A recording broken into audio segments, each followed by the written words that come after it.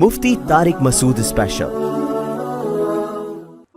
تو میں مثال سے بات سمجھاتا ہوں کہ میں کہنا کیا چاہ رہا ہوں کہ ہمارے ہاں دیندار لوگ اجتماعی سطح پہ بھی انفرادی سطح پہ بھی دنیا میں پیچھے ہیں، کامیاب نہیں ہوتے وہ، جس کی ایک مثال مائک ہے، معذرت کے ساتھ جس کی ایک مثال کیا ہے، یہ مائک ہے جس میں آپ سے خطاب کر رہا ہوں۔ اب دیکھو کتنے کروڑوں روپے لگے ہیں نا دیواروں پہ، کیا خیال ہے؟ پنکھے کتنے قیمتی لگے ہوئے ہیں، اور ماشاءاللہ مسجد میں ایک اس کا 20واں حصہ مائک پہ لگ جاتا، جو پہلی ضرورت ہے، کیونکہ بیانات ہوتے ہیں مستقل، اذان ہوتی ہے، تلاوت ہوتی ہے، لوگوں کو زیادہ ضرورت ٹائل کی نہیں ہوتی، تلاوت میں مزہ آ رہا ہے، چھپڑ کی مسجد ہوگی نا لوگ سن لیں گے، یہ ٹائلیں تو گھر بھی دیکھ کر آتے ہیں معذرت کے ساتھ، یہ سب مسجدوں میں ہی ہے، ہر جگہ ہی ہے۔ پلاننگ نہیں ہے ہماری کسی بھی چیز میں، سوچتے نہیں ہیں، بغیر سوچے سمجھے زندگی گزرتی جا رہی ہے سب کی، صرف یہاں ہر جگہ کا یہ، میرا بھی یہی حال ہوگا شاید۔ میں ایک مثال دینا چاہ رہا تھا کہ ایک تاجر ملے جن کا کروڑوں کا بزنس ہے، بہت کم لوگ ہوتے ہیں جن کا کروڑوں کا بزنس ہوتا ہے۔ میری ملاقات ہوئی، میں نے کہا آپ اس بزنس کو اربوں کا کر سکتے ہو؟ کر سکتا ہوں۔ میں نے کہا کیوں نہیں کرتے پھر؟ انہوں نے کہا میرے لیے یہ بھی بہت ہے، میرے گھر والوں کو اگر مہینے میں میری 1 کروڑ ارننگ ہو تو میرے گھر کے لیے، میرے خاندان کے لیے یہ بہت ہے، مجھے اس سے زیادہ کمانے کی ضرورت، بولو بھائی، نہیں ہے۔ مجھے کیا ضرورت کہ میں اربوں کا بنا دوں اس کو؟ وجہ کیا ہے ان کے ذہن میں نے کہا دیکھیں ضرورت آپ کو کروڑوں کی بھی نہیں ہے، یہ جو آپ کروڑ روپے کما رہے ہو، کسی رکشے والے سے پوچھو اس کو کروڑ روپے دو گے وہ تو خوشی سے مر جائے گا۔ ضرورت آپ کو اس کی بھی نہیں ہے، یہ بھی غلط کر رہے ہو جو آپ کما رہے ہو۔ 1 کروڑ کما کے بھی کیا کر رہے ہو؟ ایک آدمی کی لاٹری نکلی نا، 10 کروڑ روپے کی، غریب آدمی تھا، تو ماہر نفسیات سے رابطہ کیا کمپنی نے کہ بھائی اس کو اگر ہم نے اچانک بتا دیا کہ تمہارے 10 کروڑ نکلیں تو مرنا جائے کہیں خوشی سے، تو ماہر نفسیات کو بھیجا جائے جو اس کو آرام آرام سے بتائیں کہ ایک دم خوشی سے ہارٹ اٹیک نہ ہو جائے اس کو۔ تو ماہر نفسیات گیا اس کو سمجھانے کے لیے، بولا اگر تمہارے 1 لاکھ روپے لاٹری میں نکلے تو تم کیا کرو گے؟ اس نے خوش ہو جائیں گے، بھائی یہ کریں گے، یہ کریں گے، یہ کریں گے۔ 1 لاکھ سے 2 لاکھ، 2 لاکھ اگر نکل جائیں، 10 لاکھ اگر نکل جائیں، ہوتے ہوتے ہوتے آ گیا 1 کروڑ روپے نا، کہ اچھا اگر 1 کروڑ نکل جائیں، اس نے کہا آدھے تجھے دے دوں گا، یہ مر گیا۔ یہ خوشی سے مر گیا۔ تو کسی رکشے والے کو بول دو کہ بھائی تیری 1 کروڑ روپے تجھے میں دے دیا کروں گا ہر مہینے، تو خوشی سے مر جائے گا۔ تو میں نے ان تاجر سے کہا کہ جو 1 کروڑ روپے کما رہے تھے کہ ضرورت آپ کی 1 کروڑ بھی، میرا خیال ہے کہ 1 کروڑ کما رہے ہیں، مجھے بتاتا کون ہے آج کل؟ مجھے کیا پتا، اندازہ تھا کہ 1 کروڑ تو ہوگی ان کی۔ تو بھائی ضرورت تو اس کی بھی نہیں ہے، ضرورت تو 2 ٹائم کی روٹی، رات کو سر چھپانے کی جگہ، جس میں 4 کمرے ہوں کم از کم، وہ آپ سمجھتے ہیں کیوں ہوں، ٹھیک ہے نا؟ کم سے کم اس میں کتنے کمرے ہوں؟ 4 کمرے۔ تو ضرورت تو اس سے بھی پوری ہو جاتی ہے۔ وہ ایک آدمی نے کہا نا مجھے کیا چاہیے، ایک ایسی بیوی جو میرے پاؤں دبائے، ایک ایسی بیوی جو کھانا پکائے، ایک ایسی بیوی جو اخلاق سے بات کرے، ایک ایسی بیوی جو اچھے خاندان کی ہو، اور یہ چاروں مل کے میری خدمت کریں۔ تو وہ الگ الگ کی صفات بیان کر رہا تھا۔ تو میں نے ان سے کہا کہ دیکھو ضرورت تو اس بات کی، ضرورت تو 1 کروڑ کی بھی نہیں۔ اگر یہ پیسہ کمانا دنیا کی محبت ہے تو یہ 1 کروڑ بھی بہت ہے، اور اگر یہ دنیا کی محبت نہیں ہے تو بھئی 1 کروڑ بھی کم ہے، پھر جتنا کما سکتے ہو کماؤ۔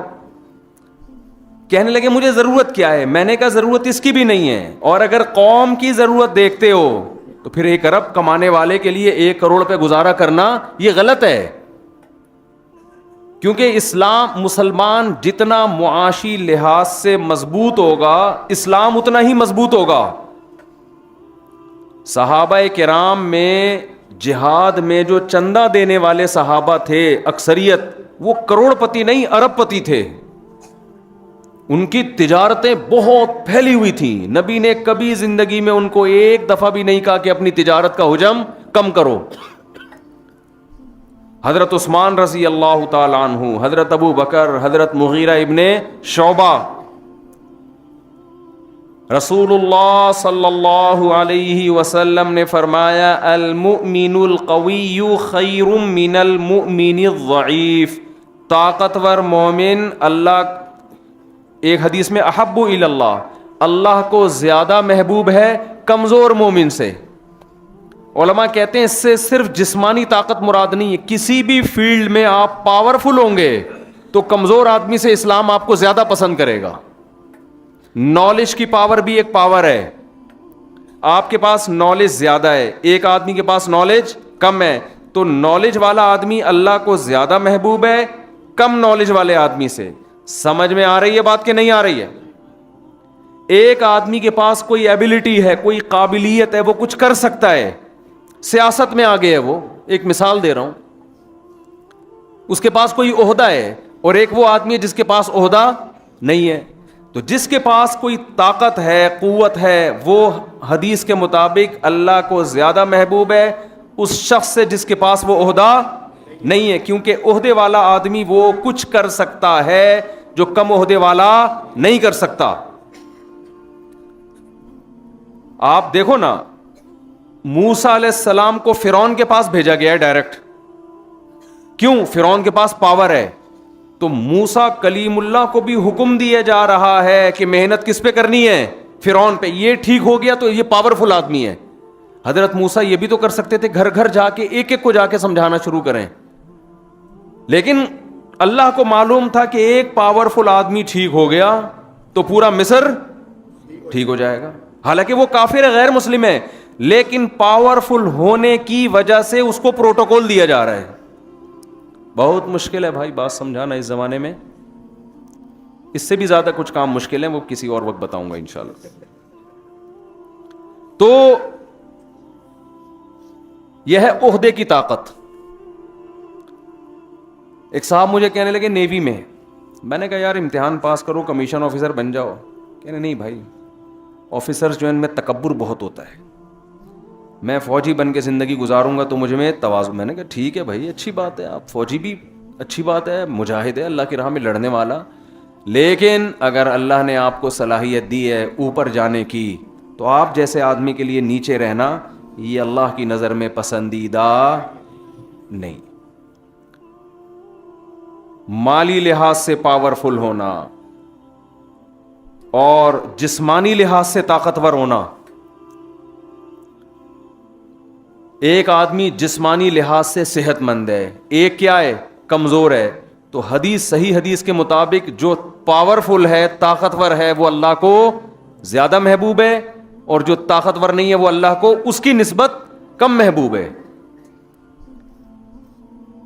ممکن ہے بہت سے لوگ یہ سوچیں کہ یار ہم غریب ہیں, ہمارا پھر کیا ہم تو اللہ کے گویا محبوب ہی نہیں ہیں. دیکھو جو بھی کمزوریوں کی جتنی قسمیں ہیں نا, چاہے نالج کے لحاظ سے کمزوری ہو, عہدے کے لحاظ سے کمزوری ہو, صحت کے لحاظ سے کمزوری ہو, تو there are two types of کمزوریز. ویکنیس کی کتنی قسمیں ہیں؟ دو قسمیں.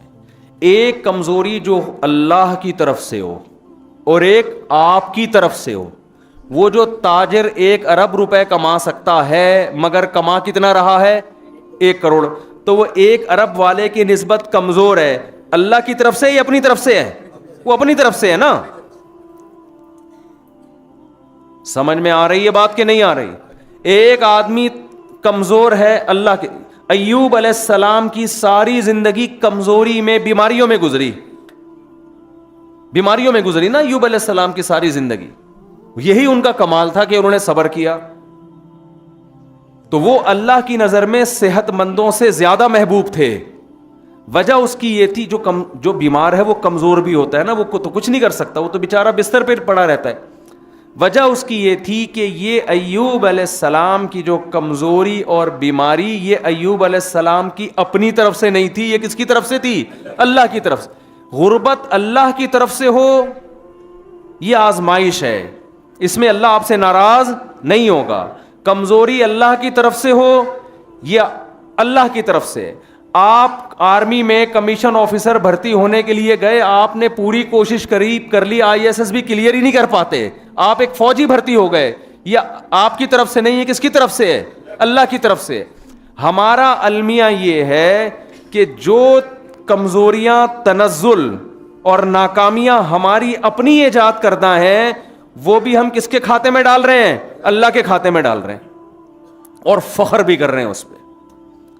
ایک بڑے عالم کی میں نے ایک بات سنی جو بڑی زبردست بات ہے کہ آج مسلمان ناکام ہوتا ہے, ایک عیب تو یہ ہے, یہ بڑا عیب ہے کہ ناکام ہے, بہت سارے شعبوں میں ناکام ہے, بلکہ اگر یہ دیکھا جائے تو سارے ہی شعبوں میں ناکام ہے.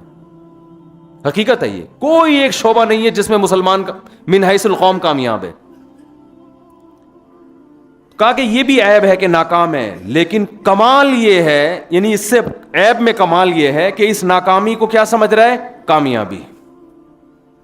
جس کی میں نے مثال دی کہ یہ حضرت بہت پہنچے ہوئے بزرگ ہیں, کیونکہ کسی کام کے ہے, یہ بچہ میرا بہت نیک ہے, کسی کام کا, یہ محلے میں یہ لڑکا کیا ہے؟ بہت نیک, کسی کام کا نہیں ہے. شریف ہونا اس کی علامت ہے کسی کام کا نہ ہو.